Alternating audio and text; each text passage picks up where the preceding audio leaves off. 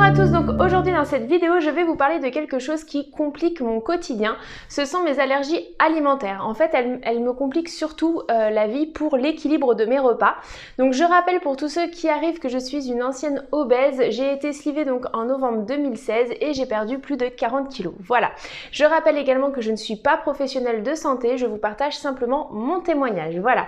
Alors donc pour en venir au sujet, eh bien comme vous le savez, une fois qu'on a subi la sleeve ou la chirurgie bariatrique, bref, ou même qu'on suive un régime ou un rééquilibrage alimentaire, on parle bien évidemment d'équilibre des repas, et dans l'équilibre des repas, il y a la consommation de certains fruits et légumes, et il se trouve que eh bien moi je suis allergique à énormément de fruits. Alors vous allez me dire oui, mais bon, on peut remplacer par plein d'autres choses, mais finalement j'ai très peu de fruits que je peux consommer en fait naturellement. Tous les autres fruits doivent être consommés, en tout cas pour moi, uniquement très cuits. Voilà. Donc, alors, sur ce que je peux consommer naturellement, ça va être essentiellement les agrumes, donc orange, clémentine, pamplemousse, citron, voilà. Après, je vais avoir le droit à l'ananas, la banane, et puis tout ce qui est fraises et framboises ou groseilles, enfin les fruits rouges, ça va à peu près, quoique non, puisque la cerise, par exemple, je ne peux pas la manger non plus.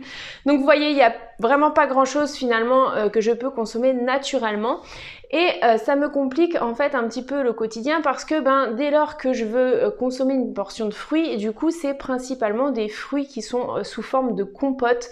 Et donc voilà, c'est une alternative, mais sur le long terme en fait c'est très rébarbatif, donc même s'il existe plein de goûts etc différents, c'est vrai qu'on peut varier, mais le format liquide est parfois un petit peu lassant, de même que certaines compotes, par exemple je sais pas, vous êtes à l'extérieur, demain vous voulez grignoter quelque chose, vous pouvez acheter un fruit, une pomme, une poire, ce que vous voulez, et bien moi ça va être plus limité, et si je me rabats sur des compotes, voilà, il y a beaucoup de compotes où il y a des sucres qui sont ajoutés dedans, etc. Donc vous voyez, voilà, c'est jouable, hein, clairement on peut faire les choses, mais en tout cas ça complique un petit peu quand même le quotidien.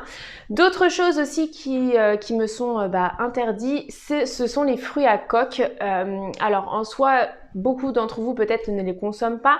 Il se trouve que depuis que j'ai été slivée, j'essaie de vraiment faire attention à ce que je consomme, je vous en avais déjà parlé, et j'essaye aussi de limiter tout ce qui va être beurre, huile, etc.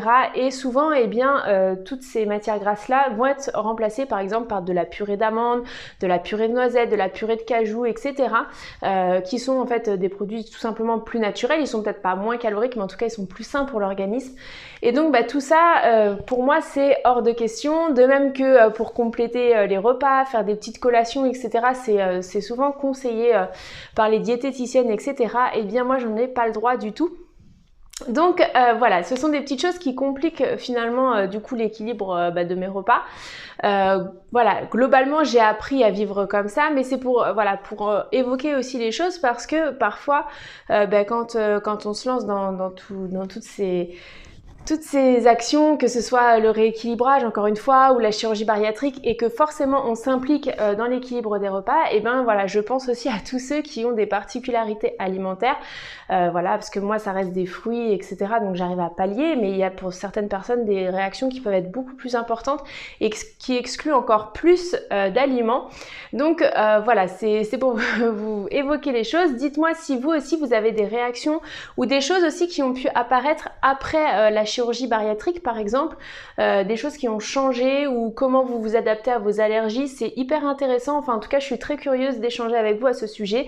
C'est quelque chose qui est peu abordé et qui peut être parfois handicapant, surtout pour des allergies beaucoup plus importantes que les miennes.